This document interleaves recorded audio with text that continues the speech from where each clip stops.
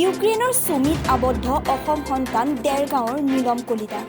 Russia ইউক্ৰেইনৰ যুদ্ধৰ ফলত ভাৰতলৈ আহিব পৰা নাই বহুজন। তাৰে মাজত দেৰগাঁৱৰ সন্তান নীলম আবদ্ধ হৈ আছে। তেওঁ ভিডিঅ'ৰ যোগেদি ভাৰত চৰকাৰক অনুৰোধ কৰিছে নিজৰ জন্মভূমিলৈ ঘূৰাই আনিবলৈ। নমস্কাৰ, মোৰ নাম নীলম কলিতা। মোৰ ঘৰ গোলাঘাট জিলাৰ সিংৰাজান গাঁও। আমি দেৰগাঁও পুলিচ ট্ৰেইনিং কলেজত থাকোঁ। বৰ্তমান মই পঢ়ি আছো সুমি ষ্টেট মেডিকেল ইউনিভাৰ্চিটি। মই 5th ইয়াৰৰ ষ্টুডেণ্ট হয়।